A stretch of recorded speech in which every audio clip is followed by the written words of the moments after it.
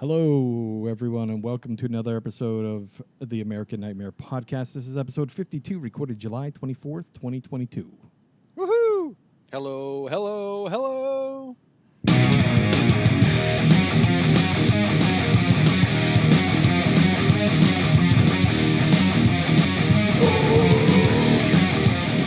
Yeah, all right. Woo! Yeah, woohoo.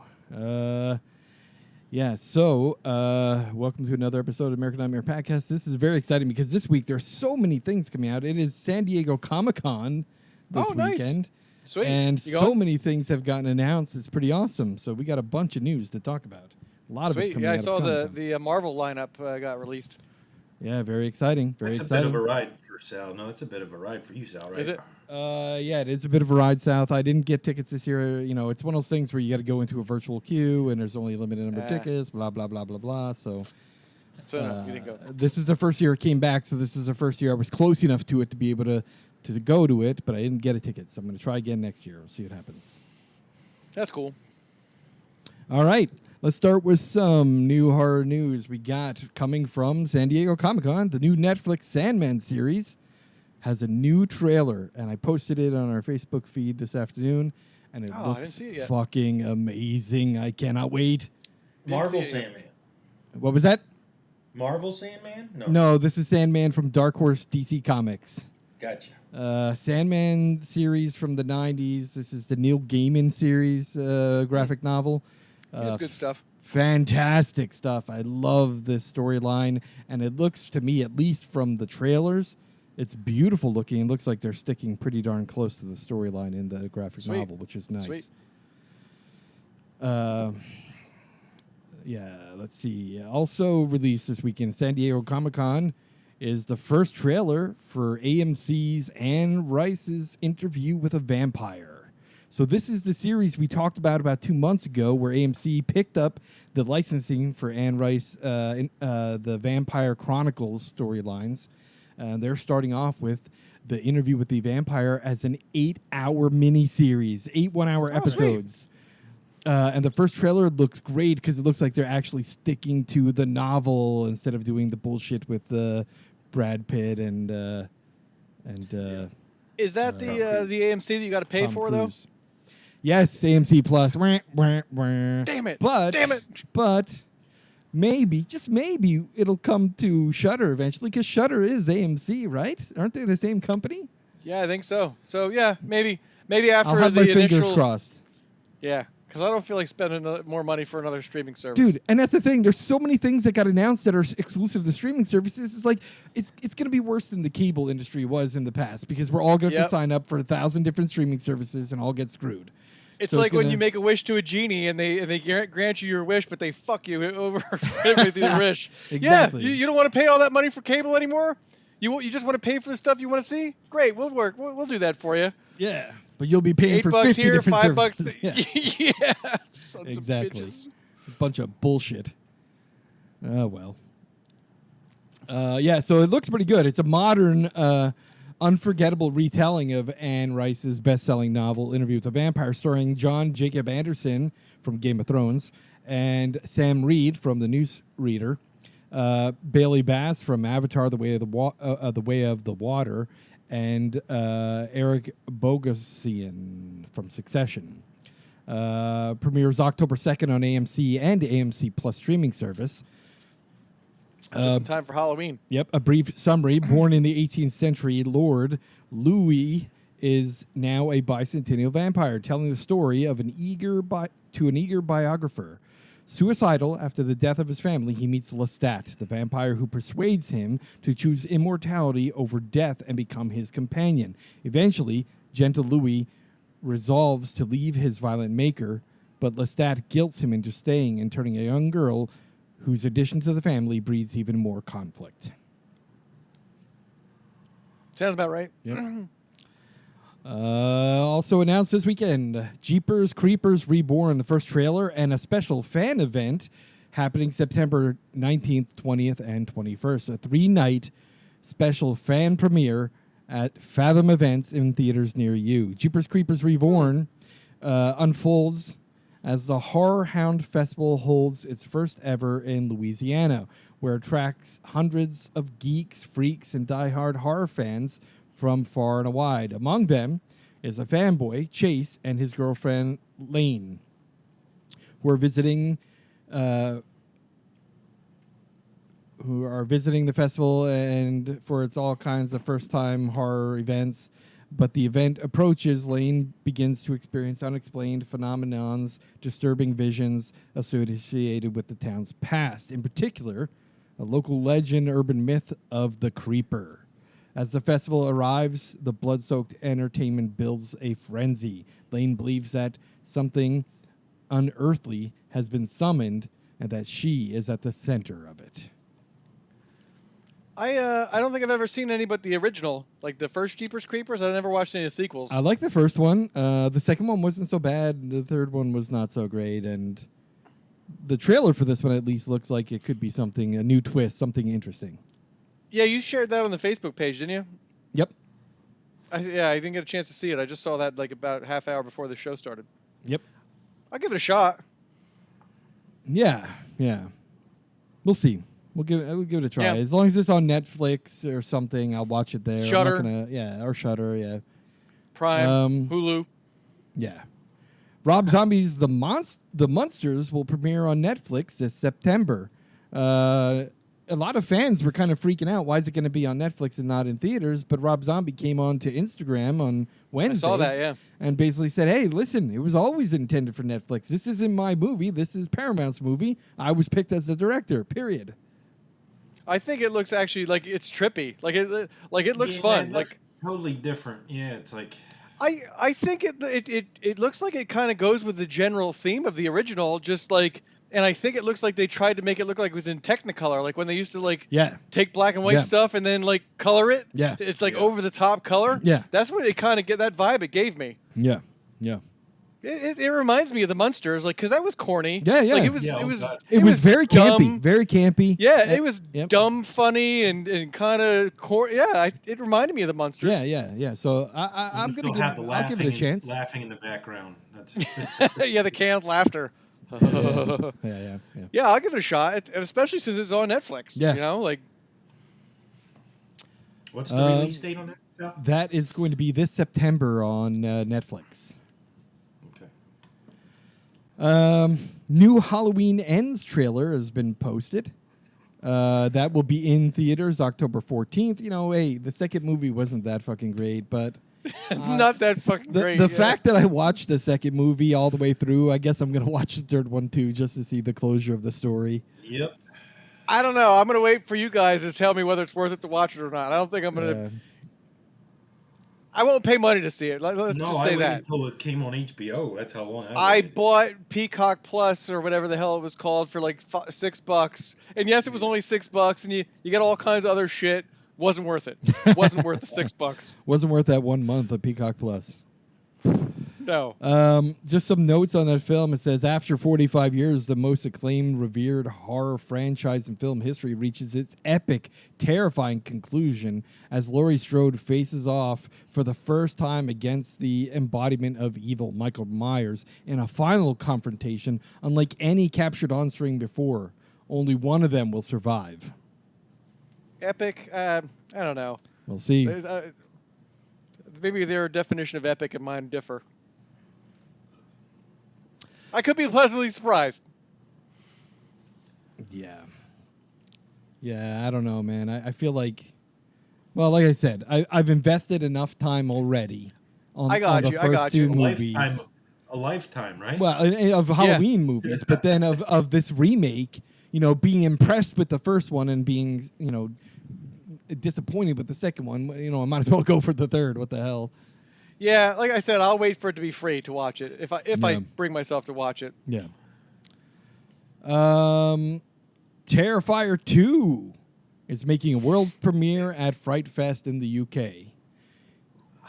Here's the bad news, and along with the good news. The good news is it's finally coming out. It's going to be appearing Thursday, August 23rd through Monday the 29th at the UK Fright Fest. However, it's been picked up by Screambox, which is another fucking streaming service for horror films. Oh, man. And it's going to be exclusive to Screambox. Oh, yes. you're killing me. Yes. I don't know how long it's going to be exclusive there, but like, God damn it. $4.99 a month? Come on, man. I may have to do it. I may have to do it just to watch that movie. Yeah. The new poster looks fucking amazing. I'll put the link in the storyline. Free trial too, maybe, right? They might have a. It doesn't look like it. It looks like it's a no ads month-to-month streaming service, $4.95 a month, or you can get 3 months for $11.99, or you can get the full year for $39.95. It looks like if you sign up, you can get 30 days free. Oh, all right then. Okay, you go. There you go. Oh, but you have to sign up though. You have to. They give you 30 days probably. Yeah, it says sign up and get 30 days free right now. Let me click on the link and see what it says. Yeah, it just says. Well, I don't know if you guys saw that trailer that I posted a couple days ago, all jacked up and full of worms. Did either of you watch it? No. The trailer, So yes, I did. Yeah. That looks trippy as hell, that movie, and that's actually a Screambox exclusive too. Correct, it is. So now I'm like, okay, well, there's 2 movies now that I want to watch on Screambox, so I'll probably end up getting it. $4.99 to watch 2 movies. That's kind of a good deal. That's not bad, I guess. It's not a bad deal, yeah. Yeah, it doesn't say when it's going to premiere on Screambox, but it will premiere at Fright Fest in the UK in August. I bet you it comes out like in October, I would think. Probably. Makes sense. October, September time frame, sure. Yeah, the first movie was during Halloween, right? Yeah. A new trailer for They/Them, which we talked about a couple weeks ago, is now streaming on Peacock on August 5th. New trailer that's a longer, more in-depth, gives you a better idea what the camp is about. It's a group of LGBTQ campers arriving at Whistler Camp, a convention run by Owen Whistler, played by Kevin Bacon. They are promised a new sense of freedom by the end of the week, and the counselors attempt to psychologically break down each of the campers, and a mysterious killer starts claiming victims one by one. They must reclaim their power if they are going to survive the horrors of the camp.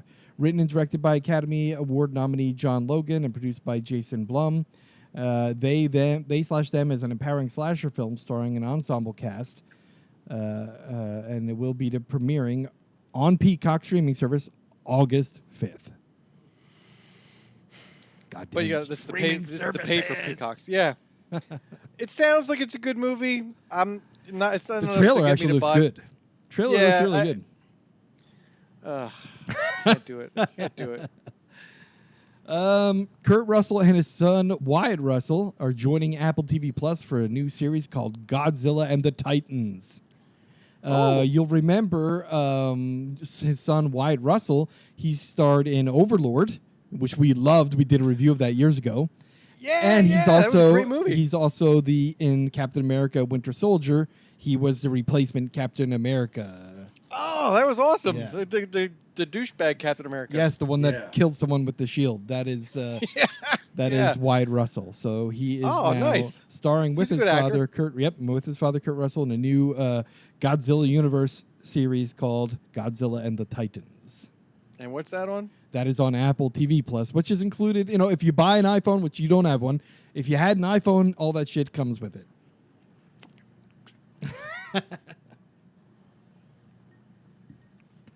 All right, more from San Diego Comic-Con.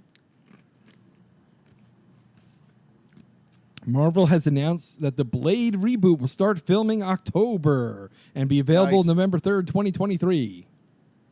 Wow, that's not too bad. Yep.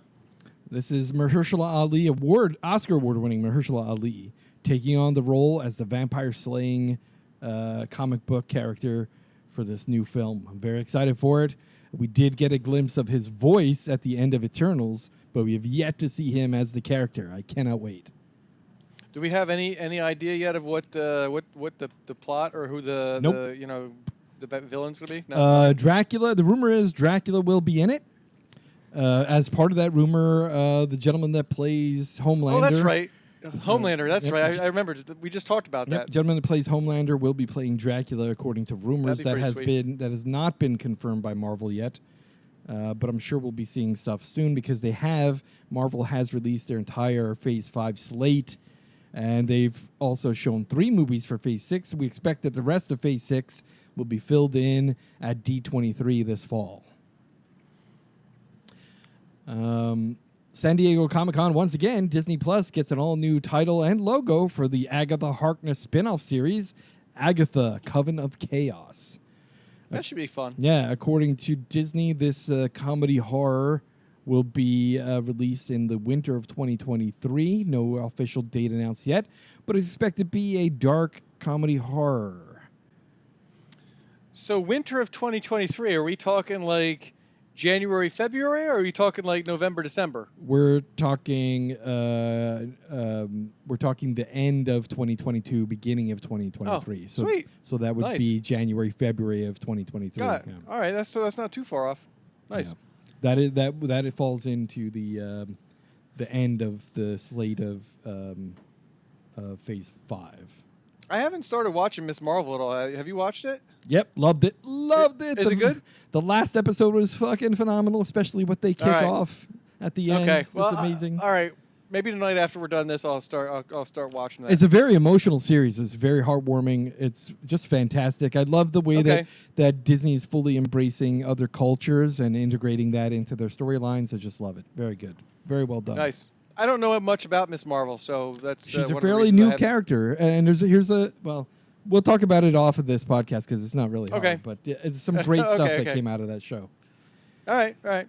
A24's and Alex Garland's Men movie is now coming to digital and Blu-ray this August. Sweet. Can't wait to watch that. So you'll be able to buy it on your digital services, but I'm sure within a month or two after that, probably September, October, you'll be able to get that probably as a rental. Is Craig frozen? Craig looks frozen. No, he's just sitting still. Fright Night Limited Edition 4K Ultra High Definition Steelbook will arrive in stores October 4th, 2022. According to the Daily Dead, Sony Pictures Home Entertainment is bringing the original Fright Night to 4K. And it's going to be packed with a bunch of new features. Very excited for that. Fright Night, as you know, one of my favorite top 5 horror vampire movies of all time, is finally coming. It's original cast, original thing coming to 4K. And some of the great new features on it is they scanned it from an original 35 millimeter negative to take it into 4K resolution, which will also include Dolby Atmos audio. So if you got a good audio system, it's going to be sweet. Sweet. They're also going to include some deleted scenes, some deleted scene storyboards. There's going to be commentary by the writer-director Tom Holland and Chris Sarandon. There's also going to be some... there's going to be like the story behind Fright Night. It's a short documentary called You're So Cool, Brewster. And then a little extra stuff like theatrical trailers that were released during the time of that, and a 35th anniversary script reading by the cast, which should be fun. Nice.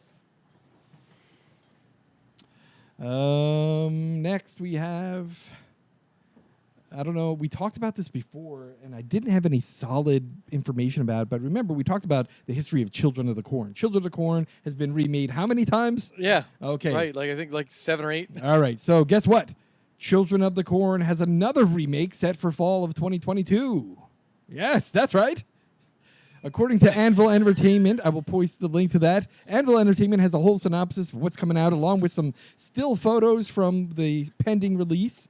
And the story behind it, they say there's a smart teenager who finds herself trapped in a horrific plot by, quote, Eden and a group of young children to murder all of the adults in the town to help heal the corn, quote, unquote. That sounds kind of good. Yeah, this shit has been rebooted so many times. Like, I know. And every time it gets rebooted, it strays further and further from the novel. So, hey, we'll see what happens with this one. Original one was good. It was okay. It was. I mean, it wasn't. It wasn't great for if you really loved the book. You're gonna see the movie and go, "What is happening here?" But I didn't know the book, so and I haven't rewatched it, so it's probably dated. Yeah, it is a little bit, but it's still good. Some of them don't hold up. Some of them don't hold up. I think it still captures that essence of dread and suspense that was in the original. It's still there, I think. The corn was creepy. It's like Dark Night of the Scarecrow. I remember, as a kid, that was like just the creepiest movie ever. And I rewatched it. It's not. Now you watch it and you what was I thinking? But then again, we were little kids back then, Yeah. No, I know. Yep. Paramount sets A Quiet Place Day One. The prequel for A Quiet Place series will release in 2024. Is John Krasinski involved in that one? He is going to be an executive producer. He's no longer directing. So The Quiet Place Day One, which was previously untitled, was supposed to hit theaters in March 2024. So they're sticking to that date, but they say that they're looking at it to be released September 22nd, 2023. Michael Bay, Andrew Form, Brad Fuller, and John Krasinski serve as producers on the film, while Alison Seeger serves as executive producer. The plot details of the sequel remain under wraps, so there's no deals on that yet. But the newly announced title suggests that the prequel of sorts of this post-apocalyptic series. So, yes, as A Quiet Place Day One. I'm assuming that's the day of the alien invasion. Maybe we'll learn why the fuck the aliens are there or how it all happened. That sounds interesting. Yes. Early screeners of The Prey, the new Predator movie that's going to be debuting in a week or two on Hulu, are saying it is the best Predator movie since the original. Fans have seen the screening, are saying this movie is worth every second of it. All right. Okay. Hey, the trailer looked pretty good, so I'm excited. It did. It did look good. I just am hesitant sometimes to buy into the fans. Fandom, yeah. We got another one more news story here. We got Ghoulies and Ghoulies 2 are coming out on Blu-ray. Oh, sweet. Yes, Umbrella Entertainment is releasing a Blu-ray collector's edition of Ghoulies 1 and 2, which will have, unfortunately, here's the bad news of it all, as the original 35mm prints of this film have been destroyed. Oh. So they had to use cuts and footage taken from archival VHS recordings. There will also be multiple cuts of the first film. There's going to be an hour and 57-minute cut and a 2 hour and 21-second cut. Two separate editions. There's also going to be a special audio-only interview with the producer, Jeffrey Leffen, called Ghoulies Unflushed. I like that one. Along with some interviews with the director, some full-length commentary from the editor, and additional cast. The Ghoulies 2 copy on there is going to be a bunch of behind-the-scenes of the archival Creature FX company doing their special effects for it. There's also going to be another audio commentary, and some deleted scenes and theatrical trailers for both of those films will appear on the Collector's Edition Blu-ray. This is being released by Umbrella Entertainment, and it should be out this fall. That'd be a movie I think I would like to see be remade, redone. Yeah, redone for modern times. Yeah, I think so. I think special effects. I don't know. Here's the thing about it. I have a lot of nostalgia for those. Those effects. I know they were corny, campy puppets, but they were practical effects, and they were pretty good back then. I know. Yep. Well, I mean, that's the thing. There's that fine line between... Too, right? Like Critters is like that. Yeah, Critters is like that, too. It's one of those with practical effects that were great. And if they try to do it in all digital, it's just not going to feel the same. No. I get it. I like to see some of that stuff, redone, just to see it, what they would do with it. You could still enjoy and love the original stuff and appreciate someone's newer take on it. I think the right blend. I think if you look at Netflix and what they did with Stranger Things, the entire series is a combination of practical and digital together. Blended well. Yeah, very well blended. Very well blended. Yeah. Mm-hmm. I think if everyone could focus on doing that type of thing, where it's like, hey, practical, so at least it's not like in the Marvel movies where actors are acting to midair and green screens. Yeah. But to have something practical in front of them to actually act off of. is you get better performances, and then when you're doing that practical effects, and you just add digital touch-ups to it, it just looks more real. Yeah, I agree. All right, so that is our horror news. Next, let's do 5 flicks to watch. You have something for that, yes, Chris? Yeah. Yeah, I did. And what service did you pick? HBO Max. All right, awesome. I couldn't remember what Craig did last time because I think Craig did the 5 last time. And I was like, did he do HBO Max last time? Anyway, I chose that HBO Max.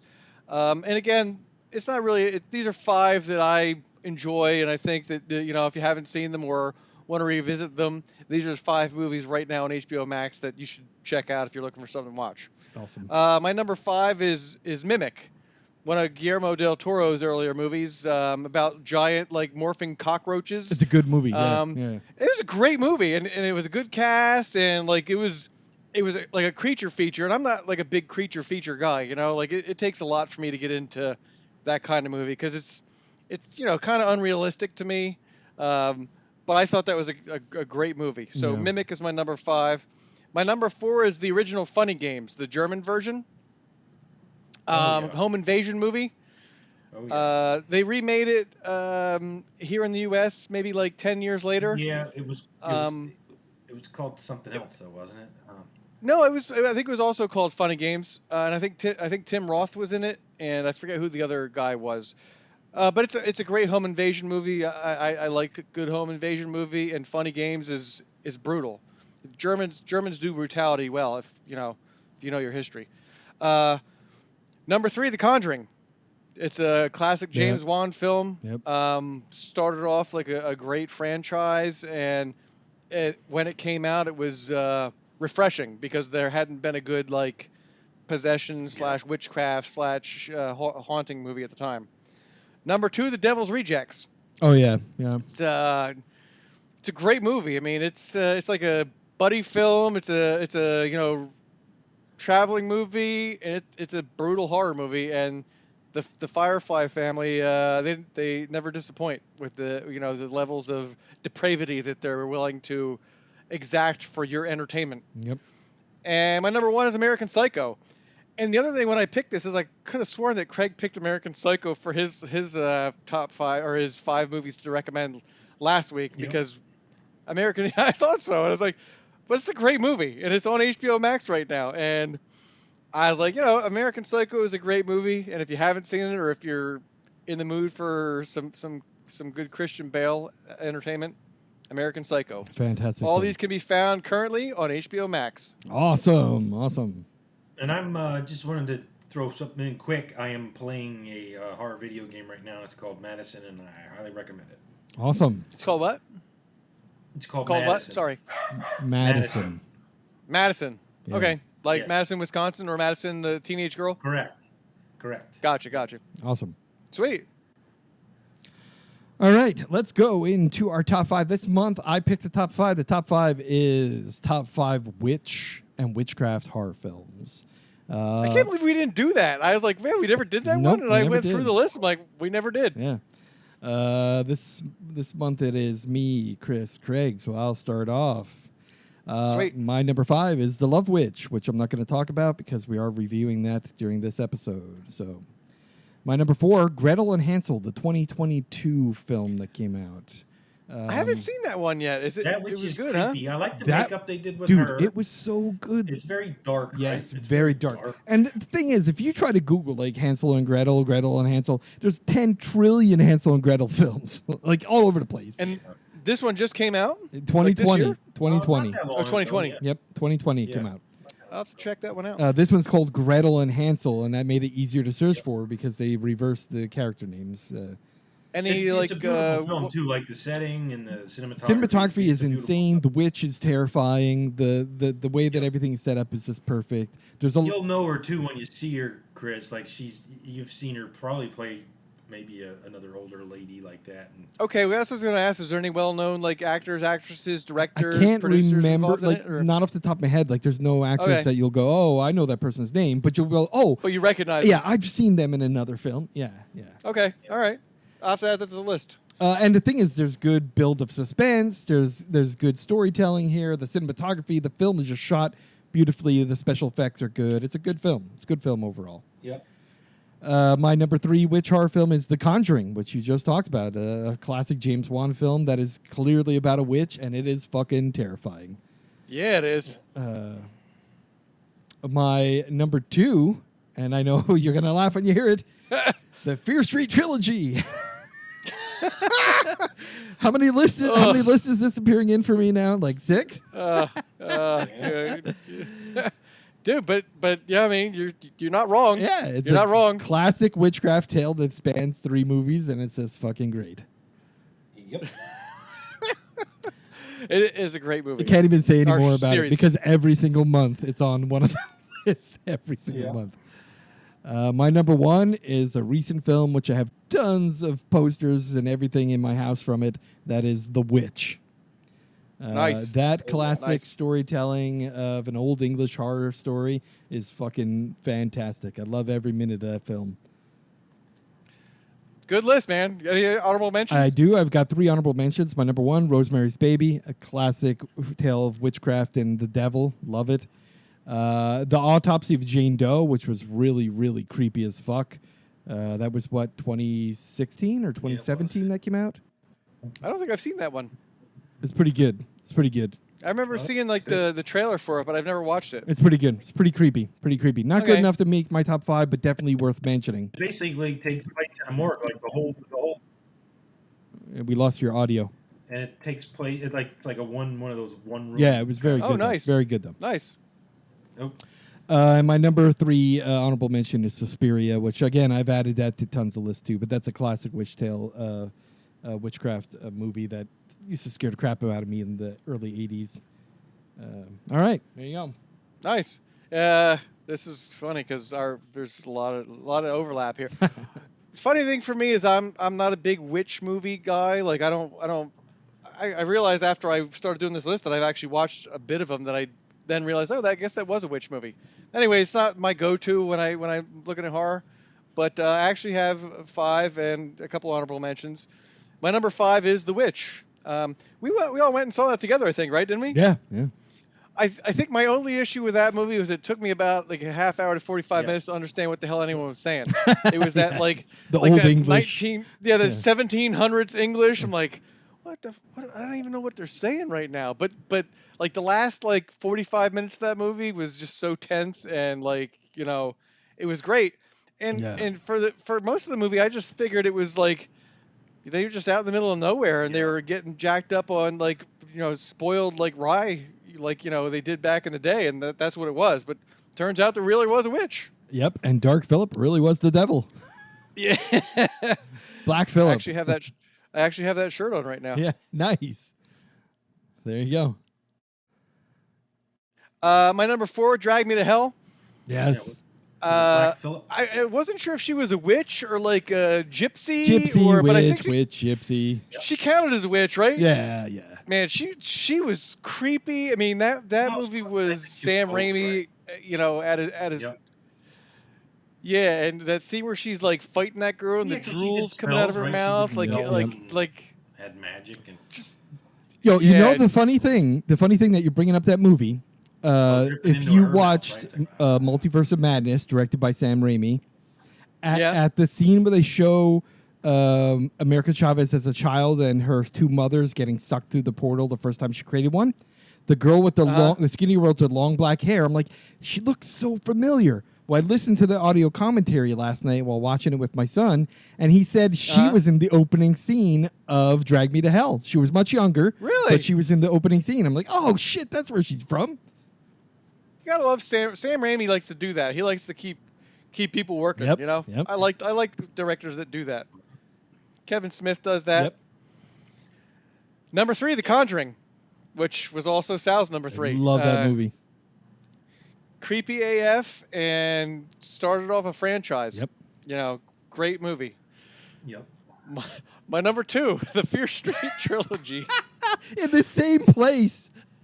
Seriously, we haven't probably talked, in a couple weeks, and Nice. but yeah, my number 2 is the Fear Street trilogy, and my number 1 is Marianne, which I think we reviewed that for this, and that was one of the first movies, it was good. First things that I got into like subtitles because I used to just avoid subtitles, and I watched it the first time with the dubs, and you guys said how much creepier it was with the subtitles. That witch, man, she was creepy. Yeah. And those weird little like sacks that were all over the place with like the body parts and whatever in it. Like it was just a creepy movie. Dude, that and movie's I'm so bummed fucked that up. they didn't make like a sequel to it or like continue that story. I have 2 honorable mentions. My first one is Black Sunday. It's like 1960s flick. I don't know if I ever saw that like one. tried hard. Yeah, it's a 1960s flick that when you watch it, you think you're watching like a 1920s or a 1930s flick. It's black and white, and it's gothic. Interesting. But for the time, it's like really good like special effects, and it's creepy.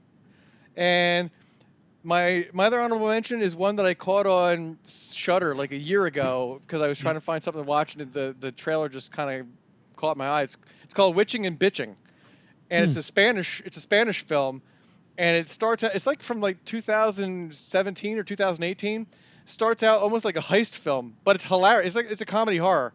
Starts out a heist film, and the dudes who are doing the heist gets all jacked up, and they're trying to escape, and they end up in this town that's run by like these cannibalistic witches. Huh. And it's crazy. The Spanish like horror is pretty over the top. Yeah. Kind of like German horror. Yeah. Great movie if you ever. It was on Shudder. I don't know if it's on there anymore, but check it out. Witching and Bitching. Yeah. So that's my list. I gotta write that one down here. Yeah, it's really good. All right. Nice.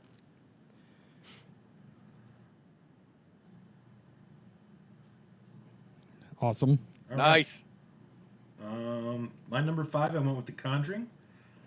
Oh, that's funny. Yeah, I think you're right. I didn't remember. Yeah. The witch's name in that one was Beth. It sounds Sheba, I familiar to think. me. Yeah, I think it was Bathsheba. Bathsheba, Great, something like that. creepy movie. But yeah, that was awesome movie. Nice. Number 4, I also creepy. had Marianne. Yeah, it But was I had really that good. in the number 4 spot. Yeah. Really No, good. that one I loved. Like I love that one, and it was French. I wish Yeah, they you're would right. do more. Whoever did that should do more. That was French, I think. Yeah. And the atmosphere that they built in it, like The you story were was constantly awesome. like just on the Acting edge, was like awesome in that.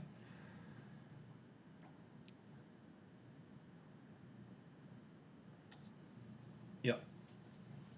Absolutely. Nice. Number 3, I went with Drag Me to Hell as well. I couldn't remember her name.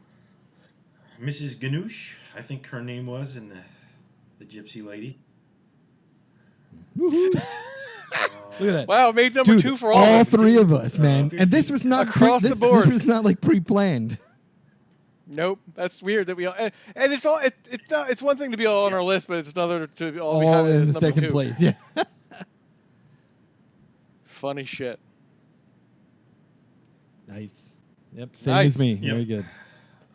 Number 1, I went with The Witch. Yeah. Honorable mentions, I have some weird ones. They show on television Tales from the Dark Side. There was an episode, I want to say the episode was called Trick or Treat. And there was a witch in the house. Huh. And she... I have to look that one up. And that was scared from the Jesus out of me TV when I show was Tales from the younger. Dark Side. The witch in that episode. And also, it's sort of... That counts as a witchcraft Yeah. story. It's Yeah. not- Yeah, movie about she the helped witch, them but summon there was a witch Pumpkinhead. That's in correct. it. That's correct. Right. Yeah. So I... Yeah, and that Yeah, counts. Totally counts. That, I would say Totally that counts. counts. He was Because super without the creepy witchcraft, when then I first saw that movie. So. That's an honorable mention. Yeah. So that's, Right. yeah.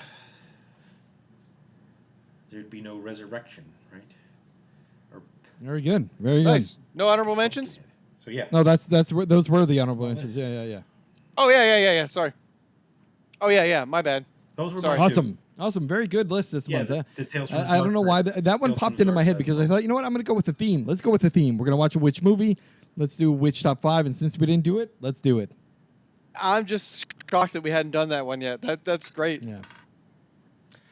All right, so this month's movie review is The Love Witch. Now, The Love Witch was released in theaters in 2016. In 2016, yeah, and it did pretty well. It made $269,000 worldwide in the box office, which is not that bad for an art house. It's like an art house, right? Film, and it was only released in. Yes. So the director, writer, producer, editor, music, and production was all done by Anna Biller. Yeah. Yeah. Nice. This is a 120 minutes long running film. It is very much an art house film because a little bit of information behind it is they filmed it on 35 millimeter, and you could kind of tell. And they used the 1960s coloring process. Technicolor. Yeah, okay. It definitely, like, I was like, man, it seems like it's like, but then when you saw some of the shit in the movie, like there was like a BMW that looked like it was from, and there was there was like a cell phone or like. Oh yeah, Trisha's BMW was like a. Well, the thing is, it is a modern film, but they tried to twist it to have kind of elements of the 1960s Technicolor films. The goal is, it is a modern film. It is not taking place in the 1960s, but the thing is... but it seemed like it was. It's kind of driven to look that way, to act that way. And from the set design that she did, all of the colorings, it was... Like, the whole film is... The coloring was magnificent. Exactly. The whole film is...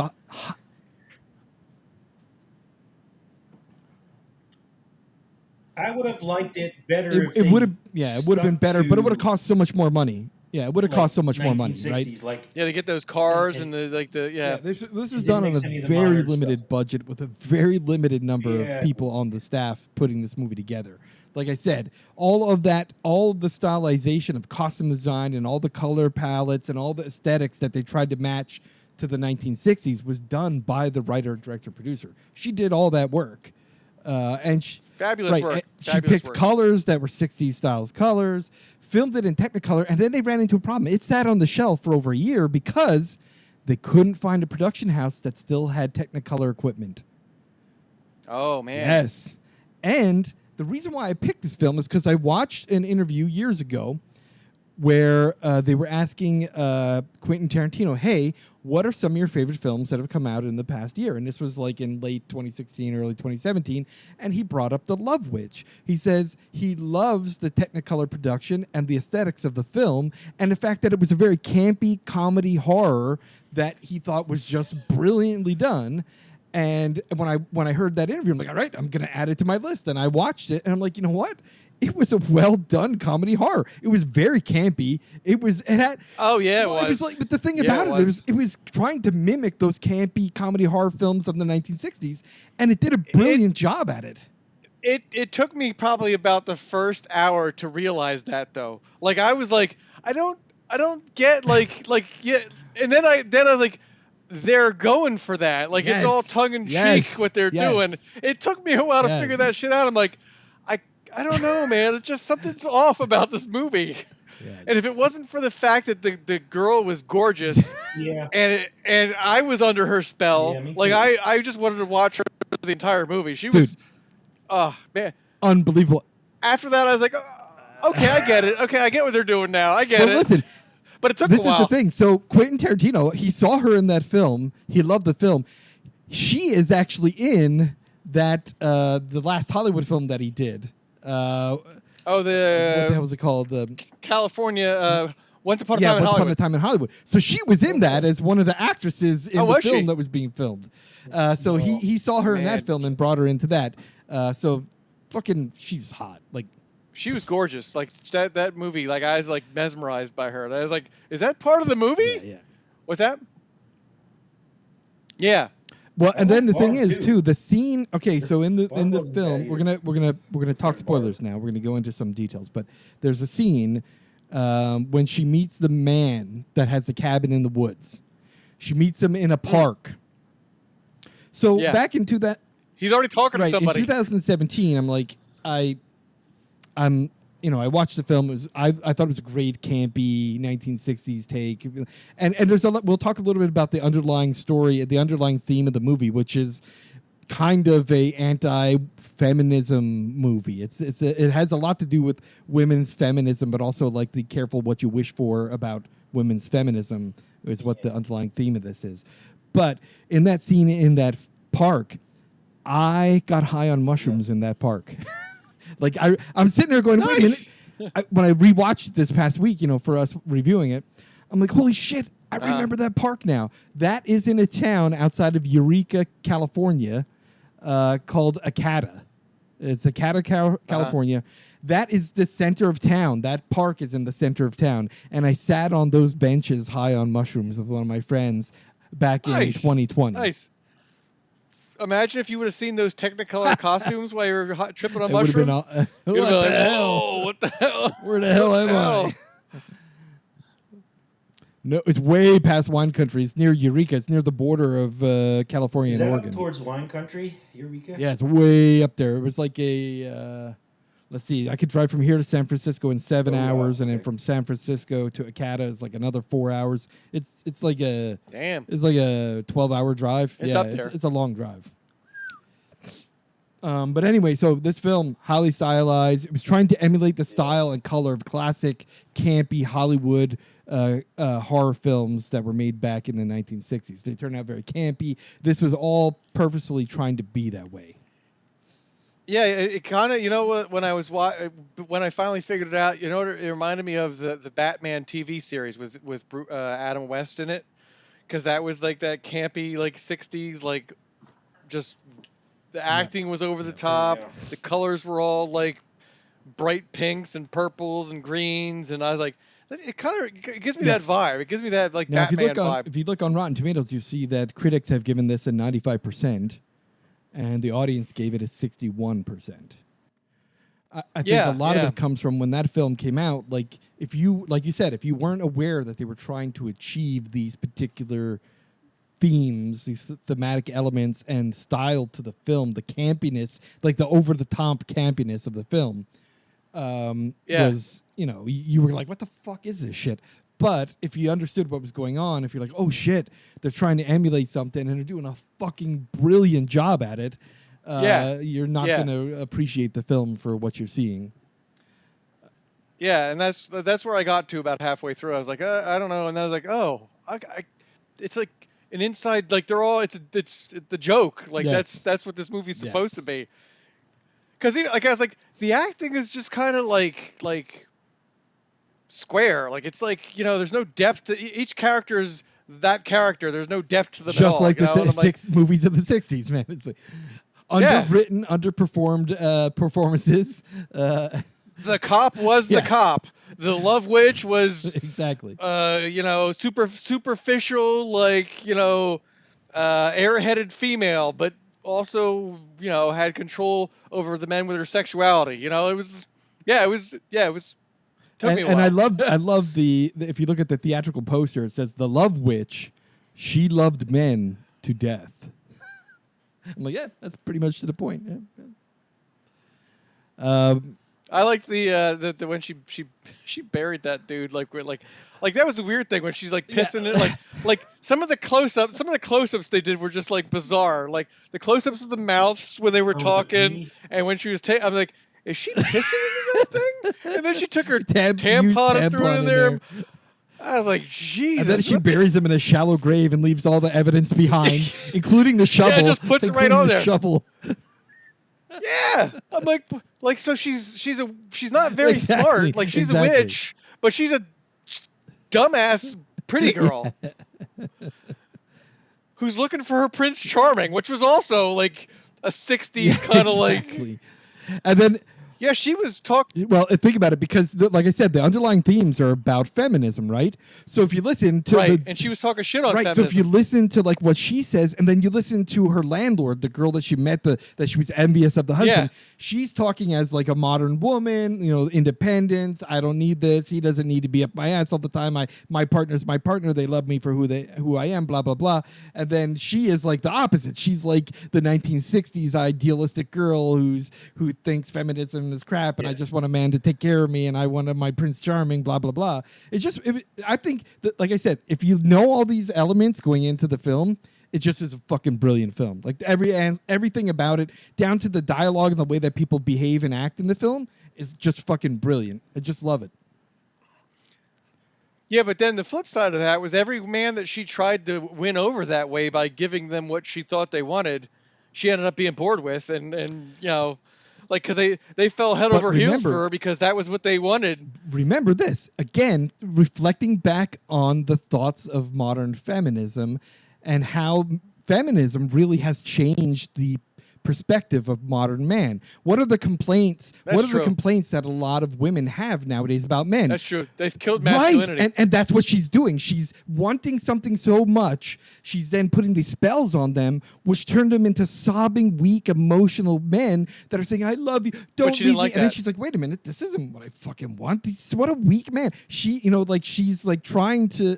It's like the whole underlying theme. She wanted the best of both worlds. And that's why I thought the movie was so great, because like the thematic elements of feminism and the storyline in there, the way they played it all out was like, this is fucking brilliant. This is a brilliant film. Yeah. My issues with it were the length. It was a bit long. It did drag on a bit. And I get she only really, like, she killed 3 dudes. Like, you could have maybe taken one of them dudes out, maybe. I don't know. Like, I get, like, you're trying to build a story, but the story carried on a bit too long. Once I figured it out, I was cool. But at one point, even in the second hour, I looked at my watch. I'm like, all right. The pacing. She's pacing. killing. Yeah. Yeah. That was probably my big complaint with it. Yeah. Then there was some other weird shit, like when she took off her wig for the first time. I'm like, what the fuck was she even wearing? Because her hair was already like, it just looks like a regular hair. It's like, it looks exactly like her other hair. What was that? What did that wig do? Like, she's taking the wig off. I'm like, what does she really look like? Exactly the same. My other complaint, and Craig and I talked about this the other night, there was quite a bit of TNA in it, but her boobs, they barely, they showed a glimpse of a nipple here, or, like a side boob here. I was like, come on.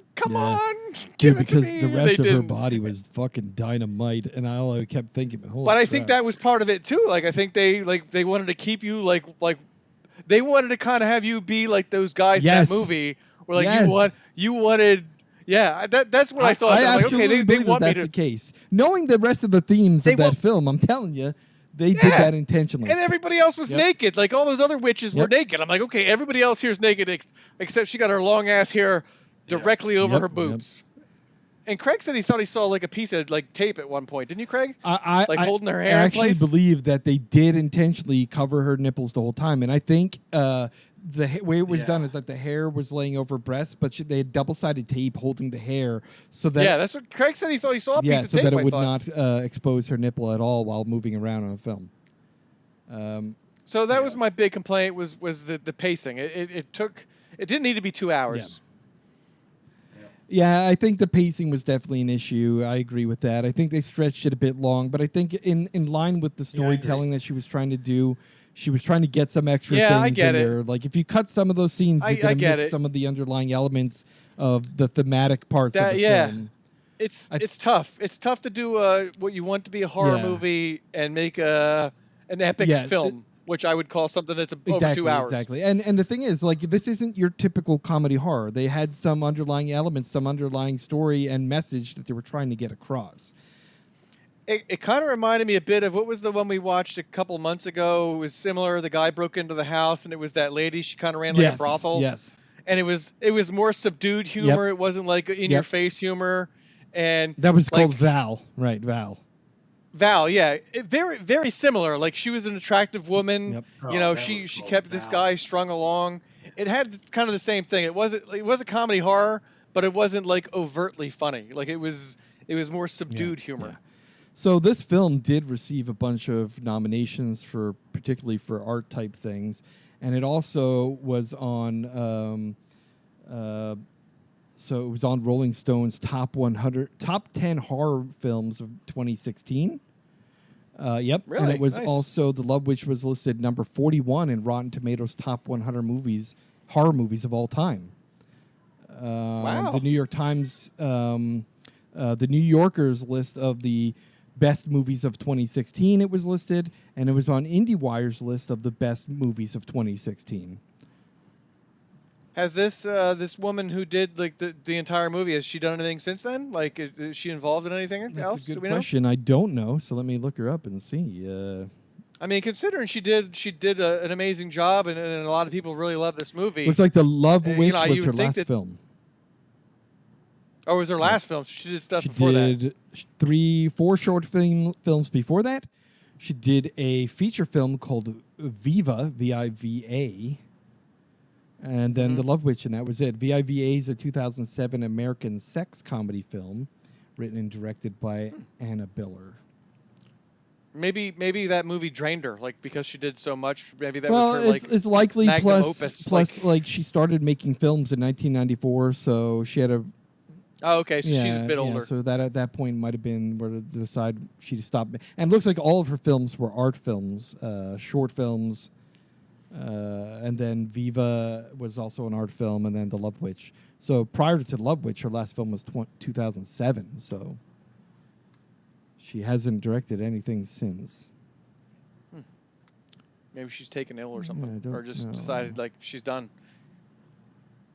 Maybe she made her film and is like going to go out on top. And People and the love thing this is, every film film and- she did has this same kind of feel to it. You know, she has a short film called A Visit from the Incubus, and it looks like it's the same kind of Technicolor nightmare. But apparently, so once she filmed this in Technicolor, so this was the first one she actually filmed with Technicolor. She could not find a producer. It sat in the shelf for a year until they found one producer with the right equipment to do Technicolor, and he was already busy with Quentin Tarantino's The Hateful Eight, which was filmed in Technicolor. Ah, Yeah. interesting. So she actually... Which is funny because it goes back to that story you said about Quentin Yes. Tarantino loving that movie. So I was like, wow, that's interesting. Nice. So she found the producer to produce that Yeah. film and finally get it out the door, and looks pretty good. It looks like she switched to becoming a writer. According to her wiki, she finished her first novel December 5th, 2021. What if it's got a similar concept to it? She said that she may be working on another film. Sins of the Succubus. Yeah, she's looking for. She wants to make. It says she wants to make films because she's yearning to see quality films for women, like the ones that were made in Hollywood's golden age. So interesting, very good. Nice. Overall, I think this film was entertaining for sure. It makes you scream at the screen a couple times, like, why is she so fucking stupid? What the fuck? Why would she do this? That is the dumbest thing you can do. Yeah. Is she really that dumb? But remember, at the beginning of the film, she does talk about the fact she has a mental illness. She was going to therapy. Remember at the beginning when she's driving the convertible and narrating, in the film that she went through therapy. She's healed now, though, right? My doctor says I don't got to see her anymore. I'm healed, right? And then that cop pulls her over and says, your taillight's out. But, again, in touching in the themes of sexism and feminism, that cop lets her off the hook because she's attractive and she smiled at him.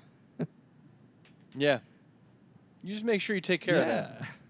So, that was a good film. So I'd say my personal rating on this, I'm going to give it 3.5 stars. The only thing I didn't like you said, I did look at my watch at least twice. Because the pacing was just poor during the second and third half of the film, third act. Yeah, I was back and forth during the movie. I was bouncing back and forth between 2.5 and 3.5, so I'm going to go with a 3. Yep. I liked it. There was a lot of good things about that yeah. movie. It drug on just a bit too much for me. Other than that, I enjoyed it. So 3.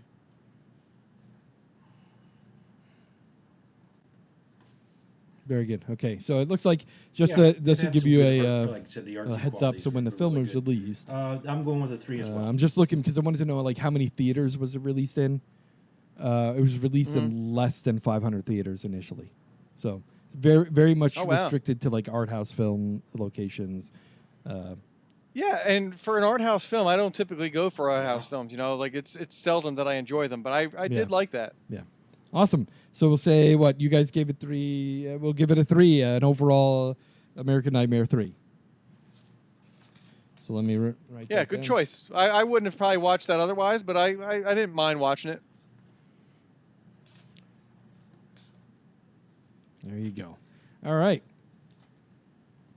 Awesome. All right, so we'll wrap up this episode. I just want to thank everyone for listening to the American Nightmare podcast. Again, we do this for our own entertainment. We do it for our own fun, and we're glad that you're here listening. Tell your friends, tell your family, spread the word, get people to download and listen to our episodes, and send us some suggestions. You can contact us at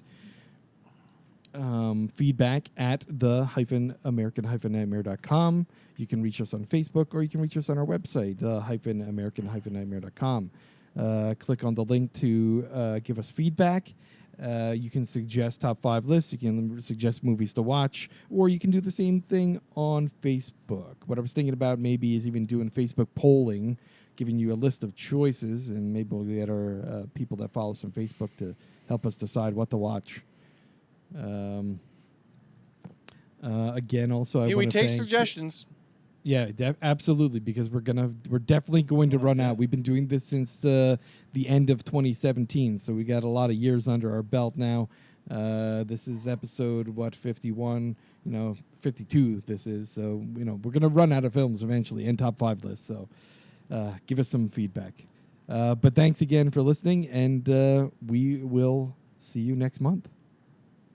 Thanks, everyone. Word. Hey, my buddy Kevin, the one who told me